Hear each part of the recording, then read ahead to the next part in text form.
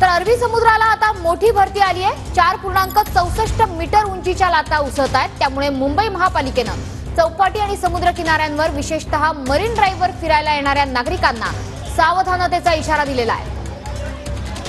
सध्या मुंबईतल्या समुद्र किनाऱ्याची ही दृश्य आपण बघतोय। मुंबईतल्या समुद्राला अरबी समुद्राला भरती आली आहे। 4.64 मीटर इतक्या उंचीच्या लाटा सध्या समुद्रात उसळत आहेत। त्यामुळे मुंबई महापालिका प्रशासनाकडून आता खबरदारीच्या सूचना देण्यात आल्या आहेत। विशेषतः मरीन ड्राईव्हवर जे नागरिक फिरायला येतात त्यांनी समुद्र किनाऱ्यापासून लांब राहावं अशा सूचना देण्यात येत आहेत। आपले प्रतिनिधी विशाल पाटील सध्या आपल्या सोबत आहेत। विशाल, सध्या तू कुठे आहेस आणि सध्या समुद्र किनाऱ्यांवरती काय परिस्थिती आहे?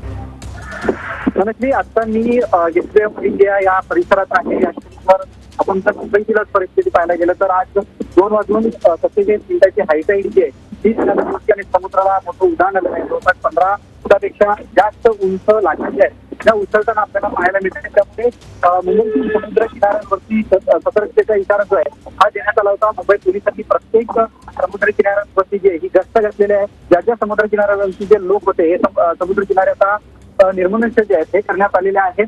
आणि गेटवे ऑफ इंडियाची जर आपण दृश्य या ठिकाणी जर पाहायला गेलं तर मोठे लाटा ज्या आहेत जवळपास 15 फुटापर्यंतच्या लाटा ज्या आहेत त्या आपल्याला पाहायला मिळत आहेत। मुंबईच्या समुद्र किनाऱ्यांवरती आज या हायटाईडच्या वेळेत जाऊ नये अशा पद्धतीचं आवाहन प्रशासनाकडनं करण्यात आलं होतं। आणि तशाच पद्धतीची खबरदारी जी आहे ही मुंबईतील समुद्र किनाऱ्यांवरती घेण्यात येते। गेटवे ऑफ इंडिया या ठिकाणी जर आपण दृश्य पाहायला गेली तर मोठ्या लाटा ज्या आहेत या ठिकाणी उसळताना आपल्याला पाहायला मिळत आहेत। मुंबईतील प्रत्येक समुद्र किनाऱ्यांवरती अशाच पद्धतीची स्थिती जी आहे ही आपल्याला पाहायला मिळते। मग मरीन ड्राईव्ह असेल, दादर चौपाटी असेल किंवा जुहू चौपाटी असेल या सगळ्याच चौपाट्यांवरती नक्कीच त्याच्यामुळे मरीन ड्राईव्ह असेल, दादर चौपाटी असेल, गेटवे ऑफ इंडिया असेल या ठिकाणी समुद्र किनारी फिरायला येणाऱ्यांनी दक्षता बाळगावी असं आवाहन केलं जात आहे।